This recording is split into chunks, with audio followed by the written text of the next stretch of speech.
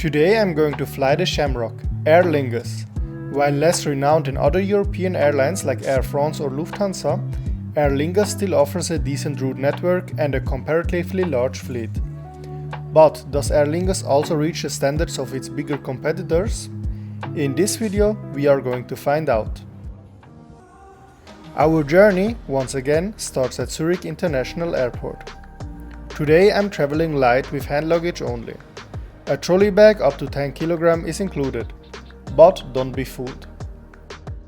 If you're traveling with a 10 kg bag, you can choose to check it in free of charge or pay a fee to carry on board. If you bring a 10 kg bag to the boarding gate without purchasing it as a carry-on bag with priority boarding, or if it's not included as part of your booking, a €35 fee applies to place this bag in the aircraft hold. As I paid the fee in advance, I did not encounter any problems and headed straight through security and passport control to my gate. This takes a while since the electronic passport controls are yet again out of service. Boarding commences on time. Unfortunately, it isn't possible to get a nice view of our 19-year-old A320 that is going to take us to Dublin today. As you can see on the nose of this beauty, this aircraft still comes in its old livery, which doesn't look too bad at all in my opinion.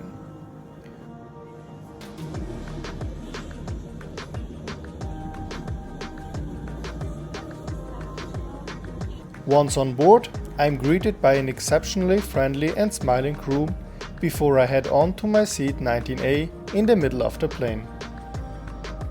The age of our ride is apparent from its interior. This doesn't mean, however, that it is in bad condition. I have seen many planes that are less than half as old as this old-timer here that look way worse from the inside. Nevertheless, the chewing gum stuck to the armrest in front of me and the crumbs on the middle seat don't look too good.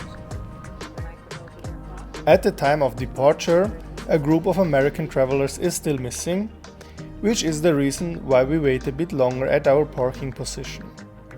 Once they rush into the cabin, a guy of the group sits next to me, then getting up to another seat, then sitting back next to me, before getting up to another seat again, then a third time sits next to me, and then goes back to his other seats.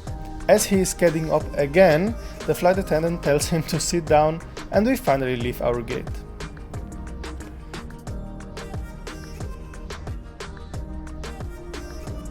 The crew makes a quite friendly and professional impression. They follow all safety procedures rigorously and always carry a smile on their faces. Before I have time to show you my seat a bit closer, we already leave snowy Zurich behind us.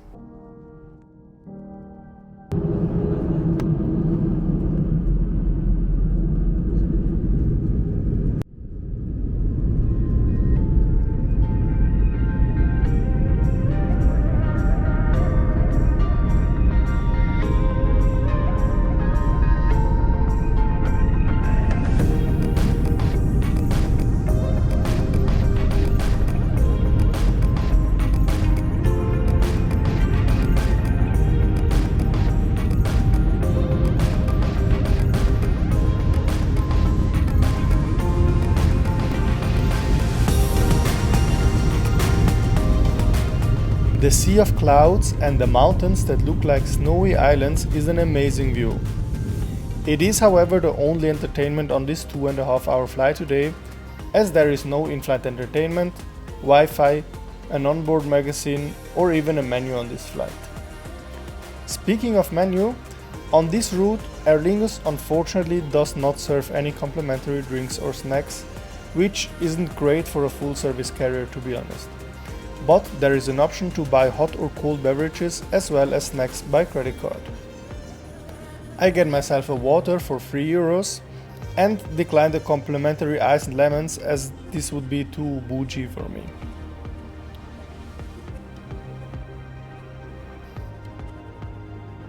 At this time we must already have entered French airspace. Since French clouds don't look too different from Swiss clouds, it isn't easy to locate where exactly we are, but I think the magic leprechauns in the front will guide us the way. As I keep fantasizing about leprechauns, I finish my water already. What comes in must go out, and so I decide to pay the lavatory a visit. The flight attendant in front of the lavatory makes room for me with a smile, and I enter the room where the magic happens. This bathroom is a normal A320 lavatory, but considering how much shit this toilet has already seen, the bathroom is in a very good and clean condition. When I get back to my seat, the crew is busy collecting the rubbish. I've never worked as a cabin crew, but I know a thing or two from a few friends who have pursued a career in this field. And for what I know, in my humble opinion, the crew are doing a fantastic job. They seem active, diligent, positive and helpful, warm and always friendly and even a bit chatty. Less warm, however, is the actual temperature on the plane. So before I lie down to sleep in my free seats, I cover myself with a jacket. I'm woken up, however, from my sweet dreams by the announcement that duty-free is now on sale. 60 euros for a carton of cigarettes is a pretty hefty price, and the other duty-free items are not really cheap either. But now I finally have time for a seat tour. We have a larger than average table in front of us and it's clean. The legroom is average at 76 cm and the same applies to the recline situation. We don't have a seat pocket, which is more reminiscent of Wizz Air and Ryanair, but we do have an adjustable headrest, which is a real game changer, especially on longer journeys. Speaking of long flights, if you're flying from Europe to the USA, Aer Lingus or Dublin Airport has a huge advantage. As far as I know, Ireland is the only country in Europe that operates a US pre-clearance. The US pre-clearance is kind of an American passport control outside the USA. When you change planes in Dublin, you already go through an American immigration and your flight to the US is treated like a domestic flight, which can save you a lot of time. For me, however, the journey ends in Dublin, and when I feel the pressure in my ears, I realize that we have started our descent.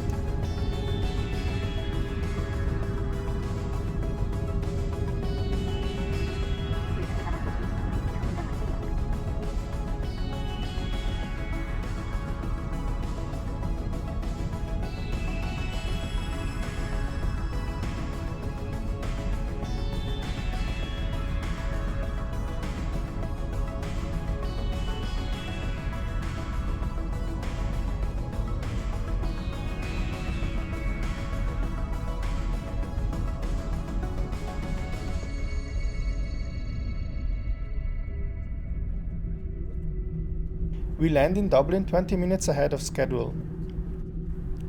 Parking at a remote gate takes up some more time, but finally gives me a nice view of our beautiful plane.